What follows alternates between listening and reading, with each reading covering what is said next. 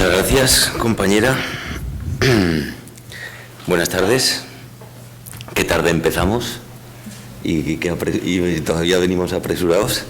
Así que disculpas por anticipado porque ya se va a doblar la complicación, porque la intención era ser breves y dejar el mayor tiempo posible para el debate. Pero bueno, pues dicho esto, ya puedo atropellarme todo lo que quiera, pues me lo vais a perdonar, ¿verdad? Bien. Este gráfico que tenéis aquí detrás, mi intención es tenerlo, no porque hoy vaya a aludir mucho a él, ojalá en el debate sí, pero porque es, bueno, ella ha comentado lo del libro Trampas y Tormentos, tal y cual. Bueno, pues ese libro lo tenéis ahí en la mesa de los materiales y es una especie de análisis bastante político, bastante estructural, muy poco de técnica jurídica, pero sobre cuál ha sido la historia de este Estado en vías de subdesarrollo llamado Reino de España, porque lo de Reino de España no es un capricho. Así la ley orgánica del Estado de Franco le llama así. Entonces conviene mucho utilizar el nombre apropiado para seguir recordando siempre de qué va esto, ¿no? Entonces, bueno, lo dicho, el gráfico ese tiene unas cuantas peculiaridades que generan un debate muy interesante, y luego en un momentito aludiré a alguna de ellas. A propósito del título, el Estado punitivo, cómo defenderse de las leyes criminalizadoras, e intentando enganchar un poco, es inevitable enganchar un poco con cosas que ha dicho Santi por la mañana. ¿Cómo defenderse? Pues nos montamos un partido, asaltamos el poder, ganamos las elecciones y cambiamos la ley, y ya está, ¿no? Qué chiste más imbécil acabo de hacer, ¿verdad? Porque precisamente el drama consiste en que difícil, así difícil. ¿Por qué hago este chiste tan imbécil, para empezar? Porque es precisamente lo que aquí nos ocupa en sentido amplio, es decir, lo penal, las cuestiones del secuestro institucional y lo fronterizo, ¿no? Los encierros y los muros, esos dos pilares, llamémosle biopolíticos o como le queramos llamar, del estado de la cuestión, del status quo, de la gobernabilidad, que precisamente no se tocan, gobierne con quien gobierne o pase lo que pase, ¿no? Son los dos pilares de nuestro orden, por desgracia, ¿no? Otra cosa que quería enganchar con Santi antes de nada, porque nos contextualiza un poco y es algo que me ha recordado una de las cosas que ha dicho él por la mañana. Este chiste sí que me parece muy poco imbécil, sí que me parece bastante más gracioso, y es de esas cosas que resumen, que sintetizan en un momentito, ¿no? Una lógica de funcionamiento a día de hoy. O sea, te voy a dejar morir, pero encima te voy a cobrar el IVA por ello, ¿no? Me parece y ese sin IVA que se jodan, que es lo que le da la gracia al chiste, es la victoria pírrica del torturado social, ¿no? que diría otro compañero. Bien, vuelvo a eso. ¿De qué defenderse? Si hemos dicho cómo defenderse o de qué defenderse, vamos a ampliar la pregunta, ¿no? Y vamos a intentar diferenciar entre las leyes y la norma, ¿no? Eso que hemos dicho de leyes criminalizadoras, aunque lo diga muy rápido y genere cierta confusión, voy a intentar por lo menos echar esas dos dudas. ¿De qué hablamos cuando hablamos de delito? Y si tiene sentido redefinir un poco los términos para decir dónde tenemos el crimen y qué hacemos con el delito, cualquiera que sea la definición de eso. La trayectoria de los últimos 35 años en el Reino de España es la trayectoria de un crimen a gran escala que se ha podido sostener a base de gobernar a través del delito, ¿no? Lo voy a dejar así, como si fuera un poco críptico, pero bueno, insisto, podemos volver luego a hablar de ello a partir del gráfico. Y esa norma que está por encima de las leyes, que es la que da sentido al uso del término crimen en sentido estructural, y que establece o que permite entender un marco general, ¿no? Un marco general global, cultural, civilizatorio, criminal, como he dicho, ¿no? Las leyes dentro de ese marco normativo criminal, la ley criminalizadora, que yo llamaría, en coherencia con la diferencia que acabo de hacer, llamaría ley delincuentizadora, mejor dicho, no serían las herramientas, las técnicas, los dispositivos y agencias de esa delincuentización que es perfectamente funcional al sostenimiento de un crimen masivo. Apunto una cosa, spoiler, la línea roja es el aumento del Producto Interior Bruto desde el año 78 hasta el 2012. ¿Vale? La línea roja es el aumento del Producto Interior Bruto, la línea azul es el aumento de la población penitenciaria. ¿Vale? Obviamente la mayoría de los que estamos aquí sabemos que si ahora pusiéramos la línea de la evolución de la tasa de criminalidad registrada como quiera que se registre, comprobaríamos, bueno, y se sabe aquí en la Conchinchina, que la tasa de delitos es la única variable que estadísticamente no explica para nada sobre la evolución de la punitividad, ¿no? Y ella reflejada en la variación de la población penitenciaria durante estos años. Esa es la que no. De repente pones Producto Interior Bruto, es decir, crecimiento nominal así, a saco, de la economía, ¿no? Lo bien que va el país, y lo pones al lado de la evolución de la población penitenciaria y compruebas que la evolución es prácticamente, ¿no?, paralela o armónica. ¿De qué depende ese grado de punitividad? Pues adelanto o cierro aquí, del grado de criminalidad que ha sido necesario para ejecutar ese plan económico y esas políticas públicas que habilitaban ese plan económico durante todo este tiempo. ¿Vale? El vicerrector esta mañana habló de esta crisis, que pongo entre comillas. Yo creo que obviamente hay una visión contrapuesta a la que construye la expresión de esta crisis. El capitalismo es un ciclo, el capitalismo es un sistema, el capitalismo se aplica con diversas racionalidades de gobierno según la fase de ese ciclo, y ahora podríamos decir que nos encontramos en una especie de fin de ciclo que comenzó hace varios siglos, ¿no? Con eso engancho con otra cosa que quería ya no interpelar, sino apuntar o dejar claro desde el principio.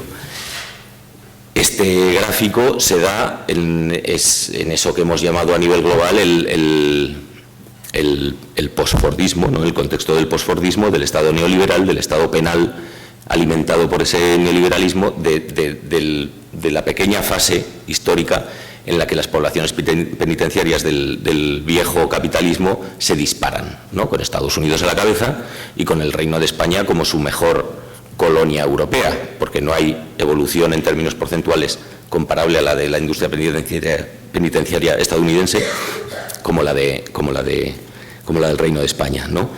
Pues bien, ese apunte era: hay otra época que se podría asimilar a esta, y es la del liberalismo, ¿no? La que ideológicamente la del liberalismo, históricamente la de los grandes encierros, etc., una época que se corresponde muy concretamente con un momento en el que en términos económicos todo explota también, ¿no? En productividad, en trabajo, en reestructuración de la sociedad. Bien, pues justo como dice un yanqui muy recomendable, se llama Bernard Harcourt, son en los momentos históricos donde el discurso del libre mercado más ha triunfado como herramienta ideológica, precisamente los momentos históricos en los que más se ha encerrado, ¿no? En los que más se ha encarcelado. Como dice un compañero de Madrid, que dice siempre: estos son liberales, pero de los de verdad, de los que tenían esclavos, ¿no? Pues es en ese trayecto de esos liberales a los neoliberales de las últimas décadas, es en el que se entiende esto, y sigo dejando el misterio para el debate. Así propongo, y parece que esto, no sé, porque está hablando este tío de estas cosas y estamos refiriéndonos supuestamente a leyes criminalizadoras, ¿no?, al Estado punitivo. Pues sigo. Sustituyamos la senda del crecimiento por la senda del subdesarrollo, para entender esto. Sustituyamos lo llaman democracia y no lo es por lo llaman democracia y sí lo es, y volvamos a sustituyámoslo por lo llaman democracia y sí lo somos, y replanteémonos cuál ha sido el trabajo ideológico que ha permitido generar un contexto social, cultural, insisto, civilizatorio, para poder haber convivido con este proceso a la vez que se pide irreflexionablemente más delito, a la vez que pasa todo lo que sabemos que nos pasa por la cabeza intuitivamente, y a la vez que, 2 puntos, lo que resume todo eso.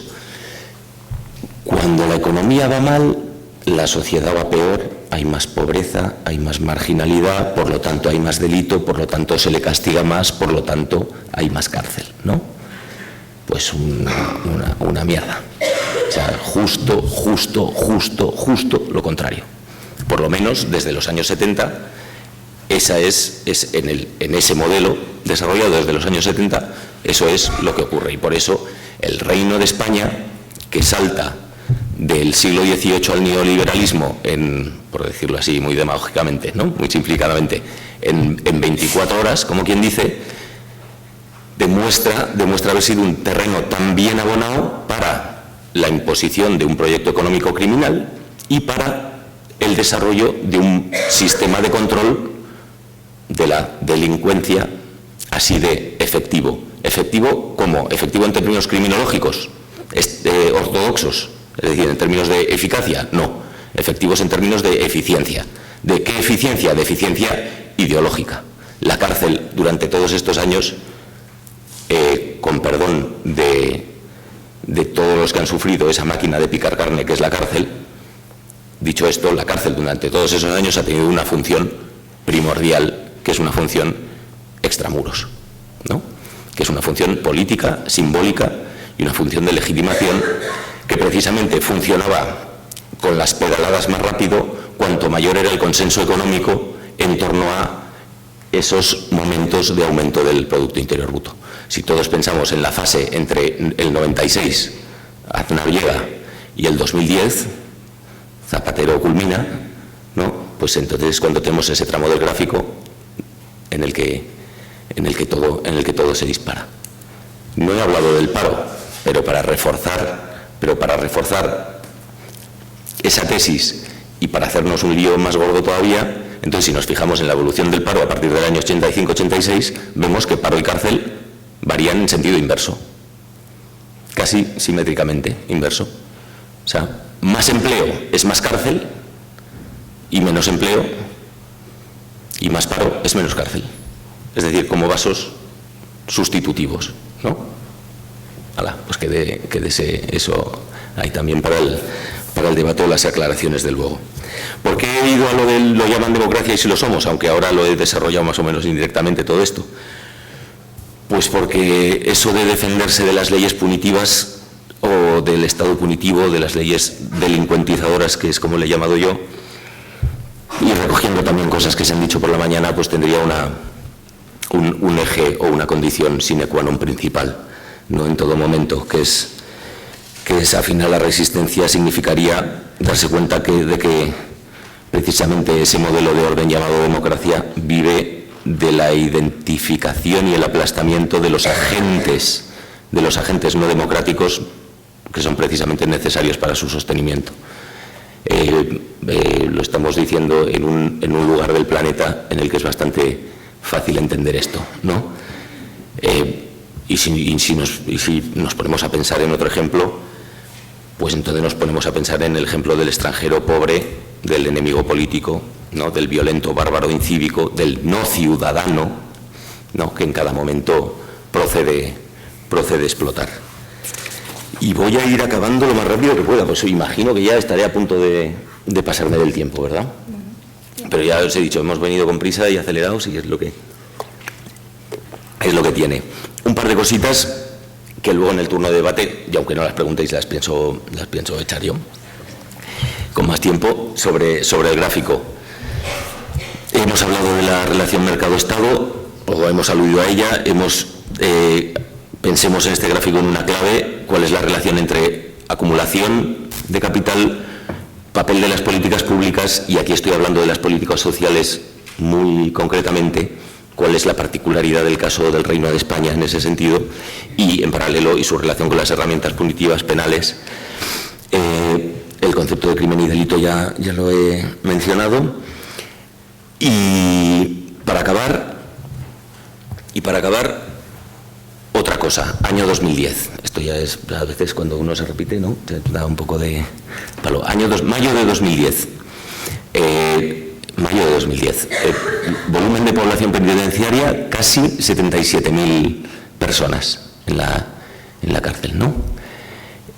Mayo de 2010 es el año del anuncio de Zapatero del primer paquete de recortes, ¿no?, a los pies de la troika.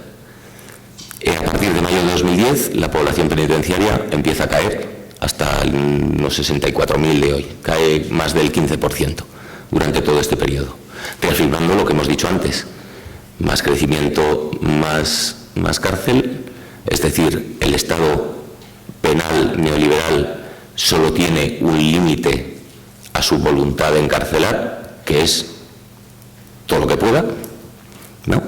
Aquí entra entonces ahora el debate sobre la disciplina fiscal y las restricciones presupuestarias como aparentemente único motivo, único factor capaz de frenar esa explosión penitenciaria en 30 años. Fijaos que el momento anterior que se puede comparar es la crisis post años 92, es el único momento de descansito en la línea azul, cuando deja de crecer. Vale, pues dicho todo eso, entonces ahora sí, y en un minuto,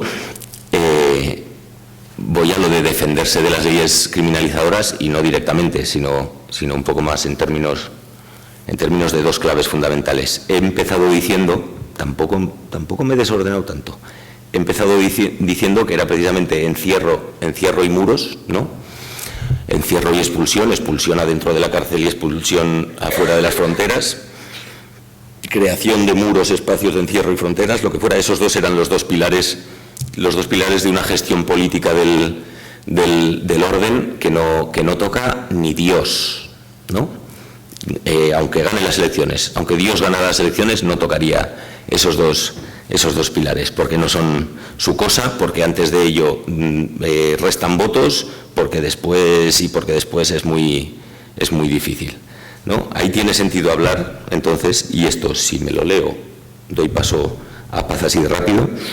Ahí tiene sentido hablar, más allá de las lógicas de inocuización e inhabilitación, que son las que han caracterizado el castigo neoliberal o posfordista. Ahí tiene sentido hablar del nuevo escenario desfronterizado y refronterizado. Esos dos conceptos me parecen útiles: desfronterización y refronterización, que hace más porosos los muros de las prisiones a la vez que arroja más sectores de la población a un campo abierto, ¿no? A la vez que abandona la intemperie jurídica y a la intemperie política a más población. Lo que Agamben llama bando, ¿no? Llama relación de bando, en términos muy generales. Esto que acabo de decir, y quizá también proceda para el debate, entronca bastante con las funciones de las últimas reformas penales, ¿no? Es que esto ya nos hacemos así porque ya lo teníamos hablado, esto mejor para el debate, pero sí, más allá del debate mediático sobre los puntos más espectaculares o más recurrentes de la reforma del Código Penal y de la seguridad ciudadana, este contexto explica, o puede ayudar a explicar o a discutir bastante bien acerca de los fines de esas últimas reformas. Y sigo, el paradigma del encierro entre muros da paso. Aquí nada se sustituye, todos son capas superpuestas, ¿no? Las barbaridades se van acumulando. El paradigma del encierro entre muros da paso a un paradigma un poco más potente, que es de abandono en el campo. Diríamos, en lugar, o además de expulsar hacia adentro de los muros, empezamos a expulsar masivamente hacia afuera de los muros o a construir y multiplicar esos muros, ¿no? El campo de concentración, el paradigma de ese campo de concentración nos ayuda a entender un poco cuáles son esas lógicas soberanas que, insisto, desfronterizan un terreno de juego y refronterizan las áreas de control. Desfronterizar refiere a la circulación de capital, al proyecto económico global. Refronterizar refiere a la gestión de los movimientos de población o de las distorsiones o del desorden demográfico generado por esa condición previa, ¿no?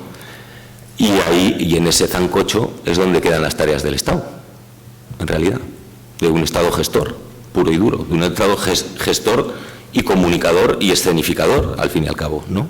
Otra cita recomendable que me apetece daros, porque aquí hay muchos en edad de estudiar, ¿no?, es Wendy Brown y especialmente, luego me va a salir el título exactamente, Estados amurallados y soberanía en declive, me parece que se llama. Y en ese libro Wendy Brown habla muy didácticamente sobre esa función, sobre esas funciones que le quedan al Estado en una situación así, ¿no? Teatralizar la seguridad sobre el único eje de las fronteras internas, ¿no? Ahora mismo en nuestro parque natural el ejemplo de eso el ejemplo de eso y el que va a ser uno de los lugares de conflicto en los próximos años, en el siguiente escenario, son el medio urbano, la explotación y el reparto geográfico en ese medio urbano y eso que llamamos gentrificación como el pivote de muchos de esos conflictos, ¿no? Eso en cuanto a las fronteras internas, y en cuanto a las externas, pues la gestión eficiente de los desplazamientos, bueno, en menudo momento estamos aludiendo a ello, ¿no? Una gestión eficiente que a la vez sea funcional al modelo económico que gobierna realmente y que a la vez simule protección con la única clave étnica, cultural, racial, clasista, global, ¿no? Es decir, ciudadanos del mundo contra chusma itinerante. Y no hace falta pensar en mapas mundis, insisto, va a ser en los centros de las ciudades donde va a haber mucho, dígase con ironía, conflicto que gestionar, ¿no?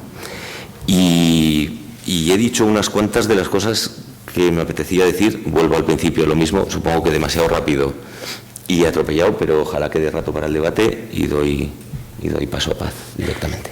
Dale.